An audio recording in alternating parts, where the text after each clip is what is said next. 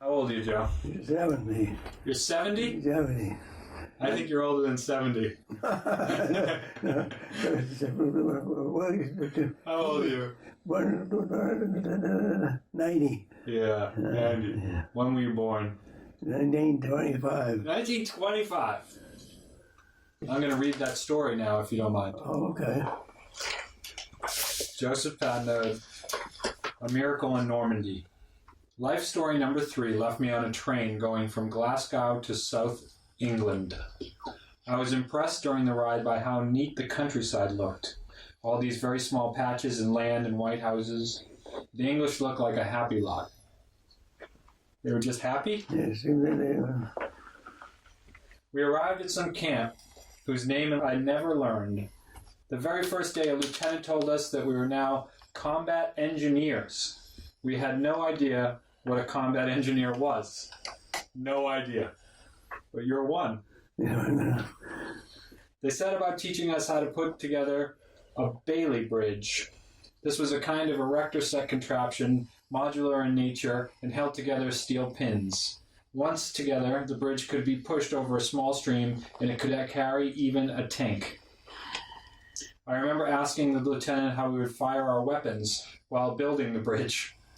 He said, "We don't have to worry about that. Our buddies will protect us." Somehow I was not overjoyed by that answer. We had been at the camp for a week yet when we were loaded into our trucks and taken to an airport in London. There was a colonel there that told us that we were going to Normandy tomorrow. He was giving us the night off, he said, but you better be here at 6 a.m. tomorrow or I'll find you, court-martial you, if it's the last thing I do.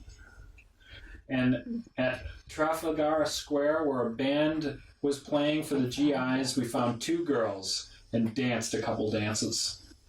Yeah. It was still light. England was under double wartime, and we strolled slowly, listened hard to the English accents. Suddenly an air raid alarm began, and the sound struck us all with fear. Yeah. Not paralyzed, but a feeling of real urgency. I asked the girls where the nearest air raid shelter was. They replied that they, the English, no longer use the shelters since the advent of the VI flying bomb. V1 flying bomb. They explained the V1 had a small area of destruction, but that Ground Zero would be destroyed even to the underground shelters. Besides, they said, if you can hear them, they will land way beyond you. Well, we heard them all right. It sounded like old outdoor motors I used to hear on Webster Lake. They passed right over us. Then the noise stopped. A light flashed. In a few seconds, there was a terrible explosion. I wonder how many GIs had that experience. I wonder how many GIs had lost their lives. Anyway, I don't know how we did it or where we slept that night, but we were at the airport at 6 a.m. the next day. There were about 30 of us, and we were loaded into a Douglas C-47 civilian DC-3. I remember the white cliffs of Dover as we headed out over the channel. Then the thought struck me. Why were we suddenly made combat engineers? And the answer struck me like a baseball bat. They must be losing combat engineers at a rate faster than they expected. And I felt scared. That was a fear that gripped you? Yeah, yeah.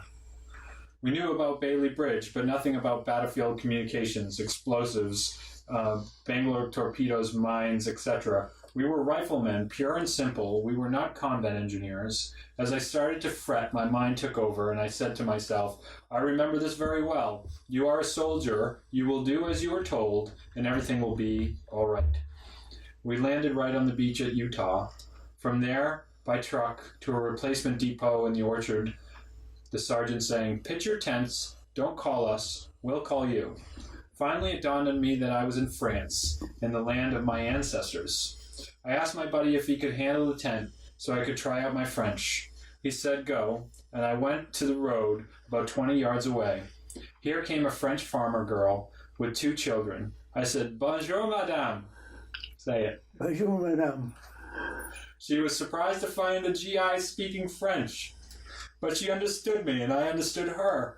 And I was so engrossed in the conversation that I did not notice the Jeep drive right by.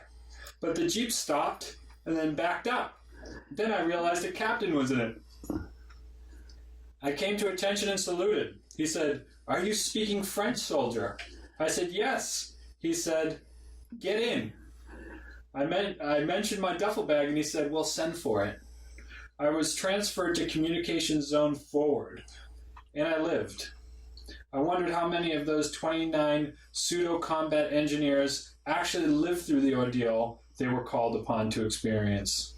I shudder when I think of it, and sometimes I feel guilty, like I shirk my duty. But as you have seen, I did not seek the job of interpreter. It sought me. That was the miracle of Normandy. Yeah. Is there anything else you want to tell us?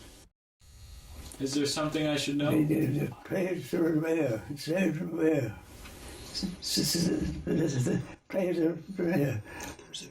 Persevere? Persevere. Persevere. Always persevere.